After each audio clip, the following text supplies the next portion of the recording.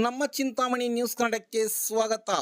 ಚಿಕ್ಕಬಳ್ಳಾಪುರ ಜಿಲ್ಲೆಯ ಆಶಾ ಕಾರ್ಯಕರ್ತೆಯರ ಪ್ರಥಮ ಜಿಲ್ಲಾ ಸಮ್ಮೇಳನ. ಚಿಕ್ಕಬಳ್ಳಾಪುರ ಜಿಲ್ಲೆಯ ಆಶಾ ಕಾರ್ಯಕರ್ತೆಯರ ಪ್ರಥಮ ಸಮ್ಮೇಳನ ಚಿಕ್ಕಬಳ್ಳಾಪುರ ನಗರದ ಒಕ್ಕಲಿಗರ ಕಲ್ಯಾಣ ಮಂಟಪದಲ್ಲಿ ಹಮ್ಮಿಕೊಳ್ಳಲಾಗಿತ್ತು. ಜಿಲ್ಲೆಯ ಆಶಾ ಕಾರ್ಯಕರ್ತೆಯರು ಚಿಕ್ಕಬಳ್ಳಾಪುರ ನಗರದ ಕೆಎಸ್ಆರ್ಟಿಸಿ ಬಸ್ ನಿಲ್ದಾಣದಿಂದ ಮೆರವಣಿಗೆಯಲ್ಲಿ ಘೋಷಣೆಗಳು ಕೂಗುತ್ತಾ ಸಾಗಿದರು. ವೇದಿಕೆ ಕಾರ್ಯಕ್ರಮ ನಗರದ ಒಕ್ಕಲಿಗರ ಕಲ್ಯಾಣ ಮಂಟಪದಲ್ಲಿ ಆಯೋಜಿಸಲಾಗಿತ್ತು. ಕಾರ್ಯಕ್ರಮದಲ್ಲಿ ಮುಖ್ಯ ಅತಿಥಿಯಾಗಿ ಆಗಮಿಸಿದ್ದ DHO SS ಮಹೇಶ್ ಕುಮಾರ್ ಅವರು ಮಾತನಾಡಿ, ಸಾರ್ವಜನಿಕರು ಸಹ ಆಶಾ ಕಾರ್ಯಕರ್ತರ ಜೊತೆ ಸ್ಪಂದನೆ ನೀಡಬೇಕಾಗುತ್ತದೆ.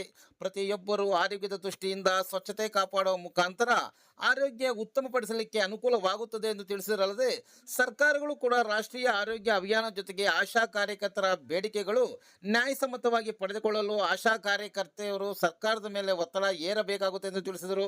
ಚಿಕ್ಕಬಳ್ಳಾಪುರ ಜಿಲ್ಲೆಯ ಆಶಾ ಕಾರ್ಯಕರ್ತರು ಪ್ರಥಮ ಜಿಲ್ಲಾ ಸಮ್ಮೇಳನದಲ್ಲಿ ಆಶಾ ಕಾರ್ಯಕರ್ತೆಯರನ್ನು ಸರ್ಕಾರಿ ನೌಕರರೆಂದು ಪರಿಗಣಿಸಬೇಕು. ಅಲ್ಲಿಯವರೆಗೆ ಅವರನ್ನು ಕಾರ್ಮಿಕರು ಎಂದು ಪರಿಗಣಿಸಿ ಎಲ್ಲ ಶಾಸನಬದ್ಧ ಸೌಲಭ್ಯಗಳು ಒದಗಿಸಬೇಕು. ಆಶಾ ಕಾರ್ಯಕರ್ತರಿಗೆ ಸಾಮಾಜಿಕ ಭದ್ರತೆಯನ್ನು ಖಾತ್ರಿಪಡಿಸಬೇಕು. ಸಾರ್ವಜನಿಕ ಆರೋಗ್ಯವನ್ನು ಬಲಪಡಿಸಲು ಅಗತ್ಯವಿರುವಷ್ಟು ಬಜೆಟ್ ಅನ್ನು ಒದಗಿಸಬೇಕು. ಕೇಂದ್ರ ಮತ್ತು ರಾಜ್ಯ ಸರ್ಕಾರಗಳಿಂದ ಆಶಾ ಕಾರ್ಯಕರ್ತರಿಗೆ ಕನಿಷ್ಠ 15,000 ಪ್ರೋತ್ಸಾಹ ಧನ ನೀಡಬೇಕು.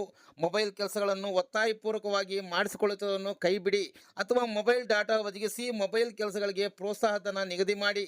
ಯಾರಿಗೆ ಮೊಬೈಲ್ ಕೆಲಸ ಮಾಡಲು ಆಗುವುದಿಲ್ಲವೋ ಅವರಿಗೆ ಪರ್ಯಾಯ ವ್ಯವಸ್ಥೆ ಮಾಡಿ ಎಂದು ತಿಳಿಸಿದರಲ್ಲದೆ, ಆಶಾ ಕಾರ್ಯಕರ್ತರ ಪ್ರಥಮ ಜಿಲ್ಲಾ ಸಮ್ಮೇಳನದಲ್ಲಿ ಆಯ್ಕೆಯಾಗಿರುವ ಚಿಕ್ಕಬಳ್ಳಾಪುರ ಜಿಲ್ಲೆಯ ನೂತನ ಸಮಿತಿಯಲ್ಲಿ ಗೌರವಾಧ್ಯಕ್ಷರಾಗಿ G. ಅನ್ಮೇಶ್, AITUC ಮುಖಂಡರು, ಅಧ್ಯಕ್ಷರಾಗಿ ಸರಸ್ವತಮ್ಮ ಗೌರಿಬಿದನೂರು, ಉಪಾಧ್ಯಕ್ಷರಾಗಿ ಚಿಂತಾಮಣಿಯ ಲಕ್ಷ್ಮಿ, ಗೌರಿಬಿದನೂರಿನಿಂದ ಮಂಜುಳಾ, ಬಾಗೇಪಲ್ಲಿಯಿಂದ ಜಯಮ್ಮ, ಚಿಕ್ಕಬಳ್ಳಾಪುರದಿಂದ ಮಮತಾ ರೆಡ್ಡಿ, ಕಾರ್ಯದರ್ಶಿ ರೇಷ್ಮಾ ಚಿಂತಾಮಣಿ, ಜಂಟಿ ಕಾರ್ಯದರ್ಶಿಗಳಾಗಿ ಸುಶೀಲಾ ಶಿಡ್ಲಘಟ್ಟ, ಸುಜಾತ ಗುಡಿಬಂಡೆ, ಸುಗಣ್ಣ ಮತ್ತು ಕೃಷ್ಣವೇಣಿ ಗೌರಿಬಿದನೂರು, ನಂದಿ ಮಂಜುಳಾ ಚಿಕ್ಕಬಳ್ಳಾಪುರ, ಲಲಿತಾ ಬಾಗೇಪಲ್ಲಿ.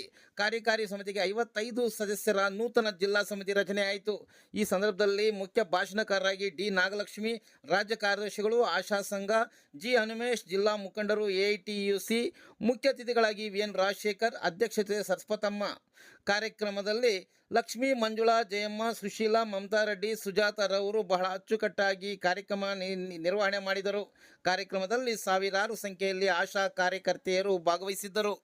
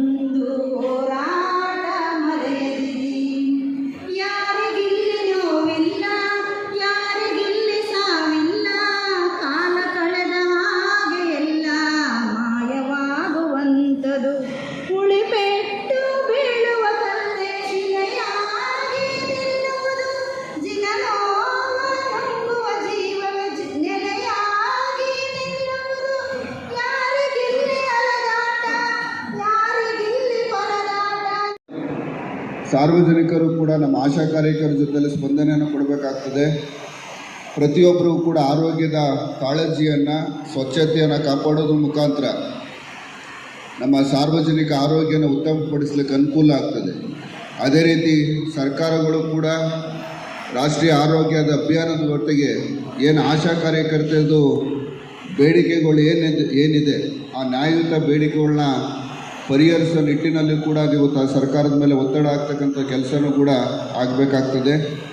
ಜೊತೆಗೆ ನಿಮಗೆ ನ್ಯಾಯಯುತವಾಗಿ ಸಿಗಬೇಕಾದಂಥ ಇನ್ಸೆಂಟಿವ್ಸ್ ಏನಿದೆ ಅಥವಾ ಫಿಕ್ಸೆಡ್ ಇನ್ಸೆಂಟಿವ್ಸ್ ಏನಿದೆ ಒಟ್ಟಿಗೆ ಒಂದೇ ಸಲ ಅದನ್ನು ದೊರೆಯತಕ್ಕಂಥ ವ್ಯವಸ್ಥೆಗಳು ಕೂಡ ಆಗಬೇಕಾಗ್ತದೆ. ಜೊತೆಗೆ ಈಗೇನು ಆಶಾ ಕಾರ್ಯಕರ್ತರ ವಯೋನಿವೃತ್ತಿ ಏನಿದೆ, ವಯೋನಿವೃತ್ತಿ ಸಂಬಂಧಪಟ್ಟಾಗೆ ಅವ್ರು ಕೊಡ್ತಕ್ಕಂಥ ಅನುದಾನ ಸಾಕಷ್ಟು ಕಡಿಮೆ ಇದೆ. ಅದನ್ನು ಹೆಚ್ಚಿನ ರೀತಿಯಲ್ಲಿ ಕೊಡ್ತಕ್ಕಂಥದ್ದು ವ್ಯವಸ್ಥೆನೂ ಕೂಡ ಆಗಬೇಕಾಗ್ತದೆ.